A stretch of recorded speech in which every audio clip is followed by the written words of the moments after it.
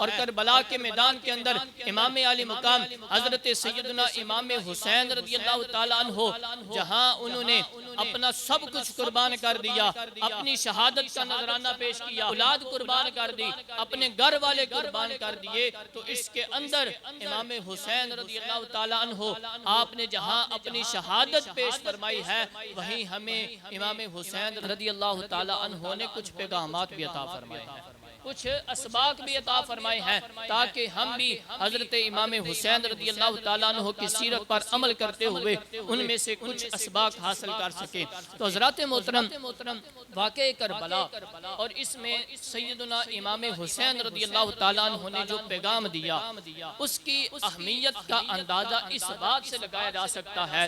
کہ خود سید عالم صلی اللہ تعالیٰ علیہ وسلم نے کئی بار اس کا تذکرہ فرمایا تھا۔ نبی پاک علیہ السلام نے کئی بار کربلا کا تذکرہ فرمایا، اور پھر اپنے پورے خاندان اور بالخصوص امام علی مقام حضرت سیدنا امام حسین رضی اللہ تعالیٰ عنہ کو اس کے لیے تیار بھی فرمایا ہے۔ کربلا کا تذکرہ کرتے ہوئے ام المؤمنین حضرت سیدہ ام سلمہ رضی اللہ تعالیٰ عنہ آپ فرماتی ہیں کہ ایک مرتبہ حسنین کریمین رضی اللہ تعالیٰ عنہما میرے حجرہ کے اندر میرے مصطفیٰ کریم علیہ السلام کے سامنے کھیل رہے تھے، میں اچانک حضرت جبرائیل امین علیہ السلام حاضر ہوتے ہیں اور عرض کرتے ہیں کہ یا رسول اللہ،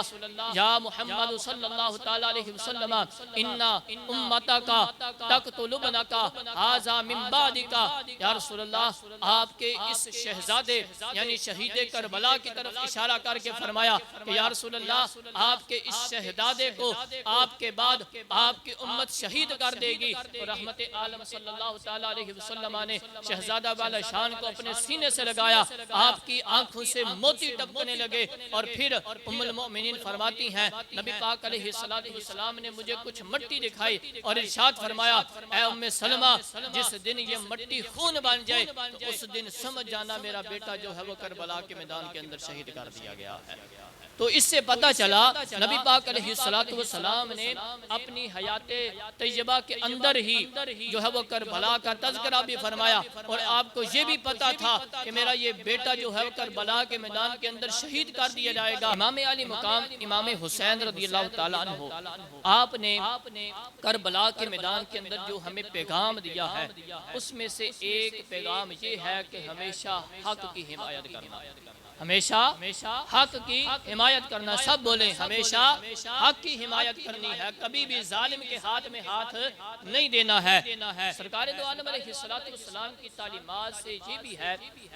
کہ بندہ جو ہے وہ ہر لمحہ اور ہر حال میں حق کی حمایت کرے، اور اس کی ایک خوبصورت مثال حضرت سیدنا امام علی مقام سیدنا امام حسین رضی اللہ تعالیٰ عنہ آپ کی سیرت ہمارے سامنے ہے۔ اب حضرات محترم، حق کی حمایت کرتے ہوئے اب چاہے وہ اپنے مفادات ہوں یا تعلق داری ہوں، کسی چیز کو بھی رکاوٹ نہیں بننا چاہیے، یعنی انسان کو اگر حق کی حمایت کرنے میں اپنا مفاد چھوڑنا پڑے تو وہ اپنے مفادات کو چھوڑ دے، اگر تعلق داریاں چھوڑنی پڑے تو وہ تعلق داریاں چھوڑ دے، اگر رشتہ داریاں چھوڑنی پڑے تو رشتہ داریاں چھوڑ دے، اگر اپنا سب کچھ قربان کرنا پڑے، مال قربان کرنا پڑے یا جال قربان کرنی پڑے، اپنا سب کچھ تو قربان کر دے، لیکن کسی حال میں جو ہے وہ حق کی حمایت کرنے سے نہ روک سکے، ہر حال میں حق کی حمایت کرے اور کبھی بھی ظالم کے ہاتھ میں ہاتھ نہ دے۔ سب سے پہلا درس جو کربلا کے میدان کے اندر امام علی مقام نے ہمیں دیا ہے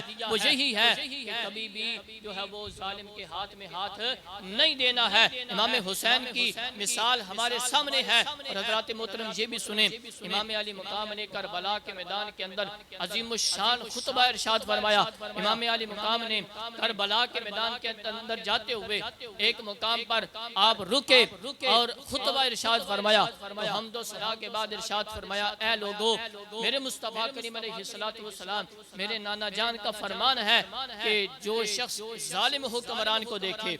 ذرا توجہ کے ساتھ یہ جو ہے وہ خطبہ سنیے گا۔ امام علی مقام نے جو کربلا کے میدان کے اندر ہمیں درس دیا، آپ نے ارشاد فرمایا لوگو، میرے نانا جان نے فرمایا ہے کہ جو شخص ظالم حکمران کو دیکھے کہ وہ اللہ تعالیٰ کی حلال کردہ چیزوں کو حرام سمجھتا ہے اور حرام کردہ چیزوں کو حلال سمجھتا ہے، اور اللہ تعالیٰ کا عہد یعنی اس نے جو ہمیں تاکیدی حکم ارشاد فرمائے ہیں ان کو توڑتا ہے، سنت رسول کی خلاف ورزی کرتا ہے اور بندگان خدا کے ساتھ گناہ اور ظلم والا معاملہ کرتا ہے۔ اب میرے مصطفیٰ کریم علیہ الصلوۃ والسلام کے غلاموں، امام علی مقام نے آگے ارشاد فرمایا اس کے باوجود اگر کوئی بندہ حسب استطاعت طاقت یا زبان کے ساتھ اس ظالم بادشاہ کو برے کاموں سے نہیں روکتا ہے، فرمایا اگر اس کے پاس طاقت ہے تو طاقت کے ساتھ روکے، اگر طاقت نہیں ہے تو زبان کے ساتھ اس کو برا تو سمجھ سکتا ہے، اس کو برا بلا تو کہہ سکتا ہے۔ فرمایا کہ اگر طاقت اور زبان کے ساتھ اس کو روکنے کی کوشش نہیں کرتا ہے تو اللہ تعالیٰ کل قیامت والے دن اسے بھی اس ظالم بادشاہ کی جگہ پہ پہنچا دے گا۔ اللہ اکبر کبیر۔ اب دیکھیں آج اس دنیا کے اندر